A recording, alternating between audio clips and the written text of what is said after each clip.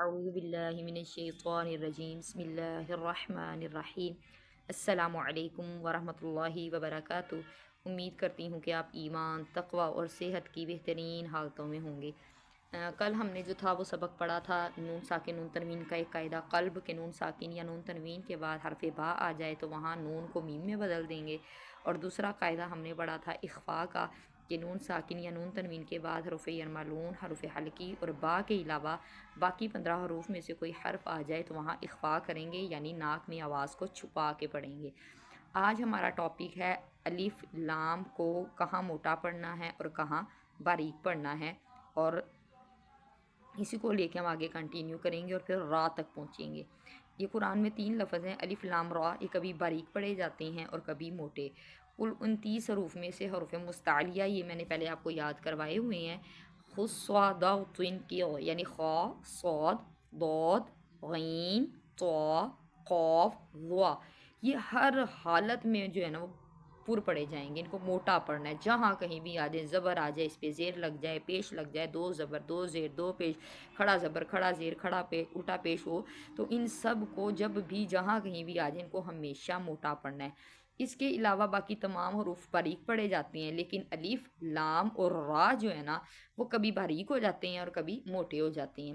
تو اس میں جو ہیں وہ ہم نے سب سے پہلے پڑھنا ہے الف کو۔ الف کا قاعدہ جو ہے وہ یہ ہے کہ الف ہمیشہ اپنے سے ما قبل کے تابع ہوتا ہے، یعنی اگر اس کا الف سے پہلا لفظ ہم دیکھیں گے، اگر تو وہ حروف مستعلیہ ہے تو الف موٹا پڑھیں گے، اور اگر حروف مستفیلہ ہے تو باریک پڑھیں گے۔ جیسے قول، قو موٹا پڑھ رہے ہیں تو الف بھی موٹا ہو جائے گا۔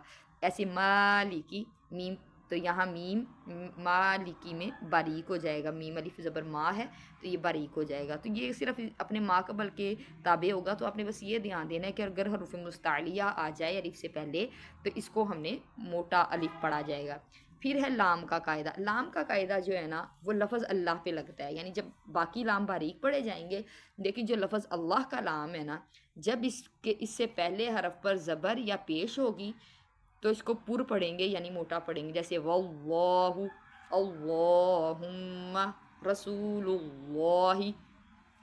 اور اگر اس لام کے ماقبل حرف پر زیر ہو، یعنی لام سے پیچھے جو لفظ ہے اس پہ زیر لگی ہوئی ہو تو باریک پڑھیں گے۔ جیسے ہم پڑھتے ہیں بسم اللہ، اللہ سے پچھلے لفظ پہ میم پہ زیر لگی ہوئی ہے، للہ، باللہ، اس کو موٹا نہیں پڑھیں گے، ٹھیک ہے۔ پھر کچھ صورتیں ایسی ہیں کہ اس میں را کو ہمیشہ پر پڑھا جائے گا، یعنی را ہم نے ہمیشہ موٹی پڑھنی ہے۔ کب؟ جب را پہ زبر لگی ہوئی ہو یا را پر پیش لگی ہوئی ہو تو را موٹی پڑھی جائے گی، پر پڑھی جائے گی۔ جیسے رشدن، رشدن، اس کو رشدن نہیں پڑھنا۔ دیکھیں رشدن اور رشدن فرق محسوس ہو رہا ہوگا آپ کو، تو یہ بچے آپ نے دھیان دینا ہے۔ پھر ہے جب را ساکن ہو اور اس سے پہلے لفظ پر زبر یا پیش لگی ہوئی ہو، جیسے یرجعو، یا اس کو موٹا پڑھیں گے، یرجعو نہیں پڑھنا، یر نہیں پڑھنا، موٹا پڑھیں گے، یرجعو، ترجعو۔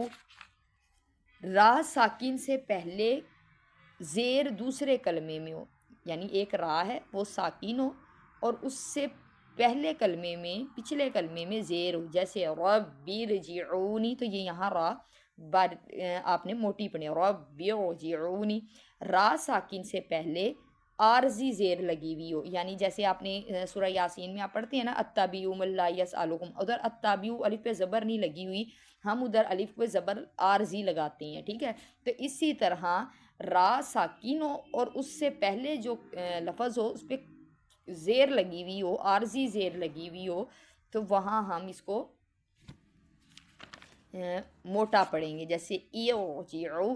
پھر ہے را ساکن کے بعد حروف مستعلیہ اسی کلمے میں ہو، یعنی کہ جیسے ارصاد، ارصاد، تو یہ را ساکن ہے اور اس کے بعد حروف مستعلیہ ہے، ٹھیک ہے۔ تو ادھر ہم نے اس کو کیا پڑھنا ہے؟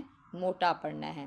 پھر ہے را وقف کی وجہ سے ساکن ہو اور اس کا ما قبل بھی ساکن ہو، یعنی را ہم وقف کر رہے ہیں، جیسے کوثر، ونحر، یہ ساکن کر رہے ہیں، تو اس صورت میں بھی یہ ماقبل کے دیکھی جاتی ہے تو بھی اس کو موٹا کریں گے۔ پھر ہے را وقف کی وجہ سے ساکن ہو اور اس سے ماقبل بھی ساکن ہو، جیسے قدر، ٹھیک ہے، یعنی دال بھی ساکن ہے، را وقف ہونے کی وجہ سے ساکن ہو رہی ہے تو پھر ہم اس کا تیسرا لفظ دیکھیں گے، یعنی جیسے قدر ہے، قاف دال را، را پہلا ہے، قاف پہلا ہے لفظ حرف ہے، دال دوسرا حرف ہے، را تیسرا۔